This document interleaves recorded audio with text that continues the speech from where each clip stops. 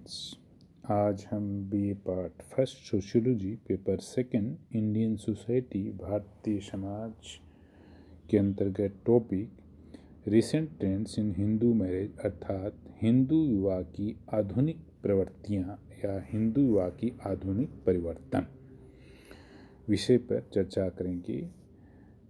हिंदू विवाह का definition, types of Hindu marriage, Hindu forms of Hindu marriage के स्वरूप, मेट सिलेक्शन आदि पे हमने चर्चा की। हिंदू विवाह एक सेक्रामेंट है, इसके बारे में चर्चा की। हिंदू विवाह एक धार्मिक संस्कार है और हिंदू मैरिज से संबंधित एक्ट के बारे में चर्चा की। आज के इस आधुनिक मॉडर्न एज में, पोस्ट मॉडर्न में,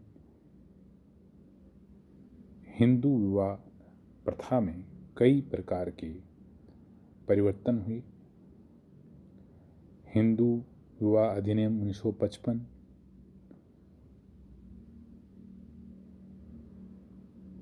दहेज निरोधक अधिनियम 1961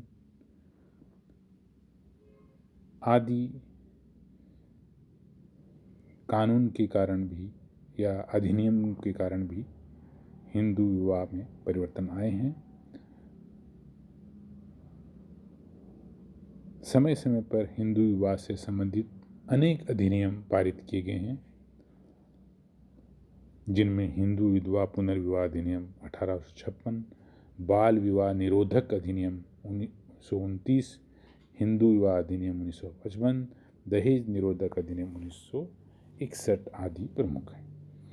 इन अधिनियमों का क्या प्रभाव पड़ा, इस पे हम चर्चा करेंगे। तो पहले, हिंदू विवाह अब धार्मिक संस्कार नहीं। प्राचीन हिंदू विवाह एक धार्मिक संस्कार था। उसमें विवाह से संबंधित अनेक धार्मिक कृत्यों को या क्रियाओं का समावेश था।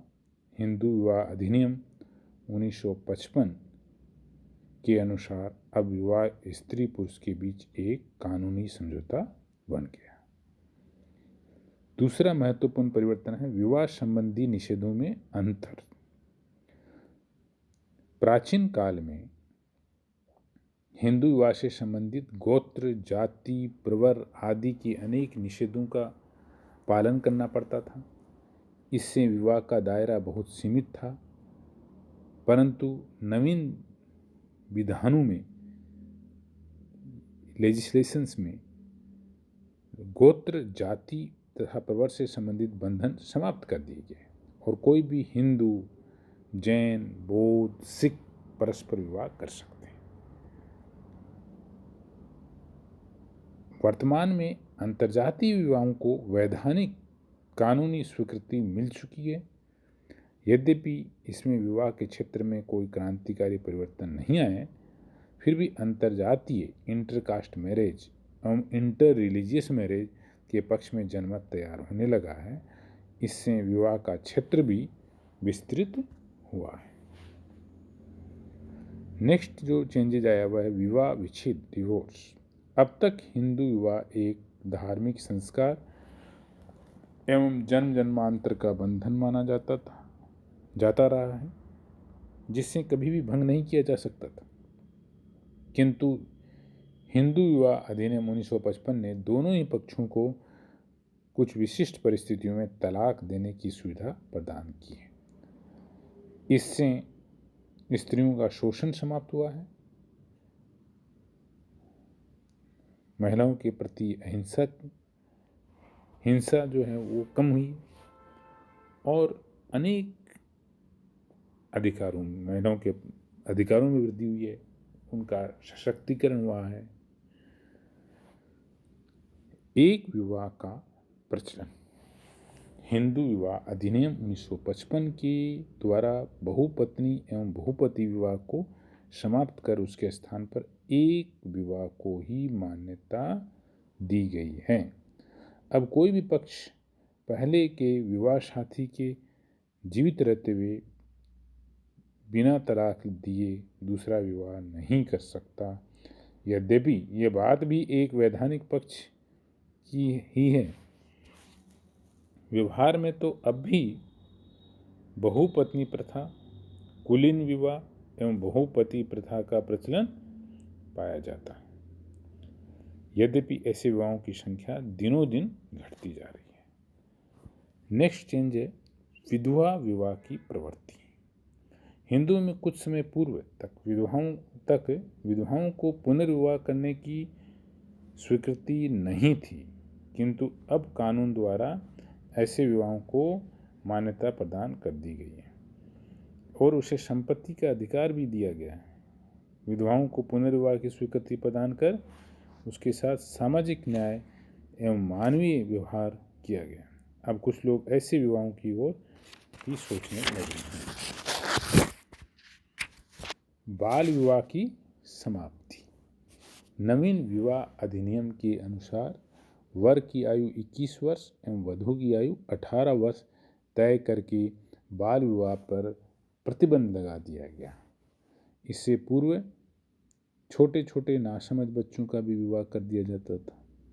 यद्यपि गांवों में इस कानून का कोई प्रभाव नहीं पड़ा है, शहरों में शिक्षा के प्रचार प्रसार के साथ साथ बाल विवाह समाप्त हो रहे हैं या कम हो रहे हैं और उनके स्थान पर विलंब विवाह की प्रवृत्ति बढ़ती जा रही है। ऐसा माना जाता है कि विलंब विवाह से दंपति के स्वास्थ्य की रक्षा, स्वस्थ संस्थान, व्यक्तित्व के विकास एवं जीवन साथी के चुनाव में सहायता मिलती है। नेक्स्ट चेंज है दहेज पर प्रतिबंध। कानूनी रूप से दहेज पर प्रतिबंध लागू कर दिया गया है।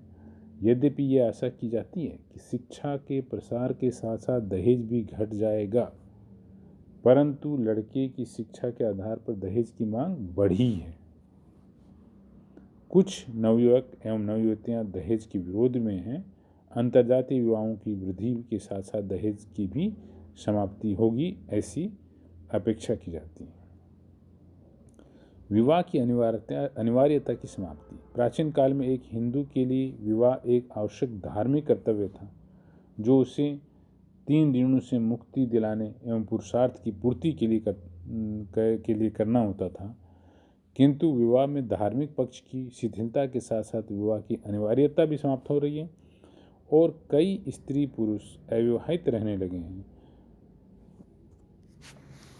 जीवन साथी चुनने की स्वतंत्रता। प्राचीन काल में विवाह साथी चुनने का यद्यपि परिवारजनों पर ही था, अतः वर वधू अपने साथी चुनने में स्वतंत्र नहीं थे, किंतु अब वे स्वयं ही अपनी इच्छानुकूल जीवन साथी से विवाह करने लगे हैं तथा चयन में परिवार एवं नातेदारों का हस्तक्षेप पहले की अपेक्षा कम होता जा रहा है।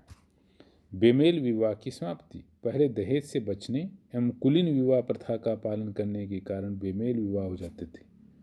वर एवं वधू की आयु में 20 वर्ष से भी अधिक का अंतर होता था, किंतु अब वर एवं वधू द्वारा जीवन साथी के स्वयं द्वारा चुनाव किए जाने एवं अंतर्जातीय का विवाह के कारण ऐसे विवाह प्राय समाप्त हो रहे हैं। प्रेम विवाह। वर्तमान में प्रेम एवं रोमांस पर आधारित विवाह भी होने लगे हैं। सहशिक्षा, को एजुकेशन, औद्योगिकरण, इंडस्ट्रियलाइजेशन, चलचित्र आदि के प्रभावों के कारण ऐसे विवाह को प्रोत्साहन मिला है तथा नवीन कानून भी उसमें बाधक नहीं है। यद्यपि ऐसे विवाहों की संख्या बहुत कम है। पत्नी की स्थिति में अंतर। वर्तमान में विवाह में पति पत्नी को समान स्तर प्रदान किया गया है, इक्वल स्टेटस दिया गया है। प्राचीन विवाहों में स्त्री को एक दासी या अनुचरी के रूप में माना जाता था, किंतु अब वह पति की सहचरी, मित्र एवं साथी माने जाने लगी है।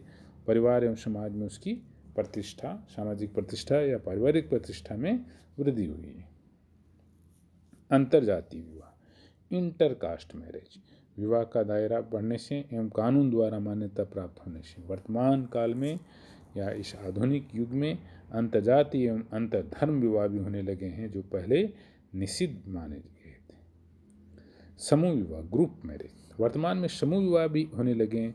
कई शहरों में संकट काल के दौरान एवं उसके बाद दहेज से मुक्ति पाने के लिए सामूहिक विवाहों का आयोजन किया गया है। इस प्रकार के विचारों में से खर्च में कमी आई है। इस प्रकार के विवाहों में खर्च की कमी आई है। विवाहों के नियमों में एकरूपता। हिंदू विवाह अधिनियम से पूर्व भारत के विभिन्न क्षेत्रों में निवास करने वाले हिंदुओं के विवाह संबंधी नियमों में अनेक भिन्नताएं थी। मिताक्षरा और दाय भाग नियमों द्वारा नियंत्रित परिवारों के रीति रिवाजों में अंतर था। इस अधिनियम के द्वारा संपूर्ण भारत में निवास करने वाले हिंदू परिवार के संदर्भ में एक सा नियम लागू होगा। सामाजिक व मानसिक सुरक्षा। इस अधिनियम में पागल, कोढ़ी व गुप्त रोगों से पीड़ित व्यक्तियों के विवाह पर रोक लगा दी गई है। पहले ऐसे व्यक्ति धन के बल पर विवाह कर कन्याओं का जीवन नष्ट कर दिया करते थे।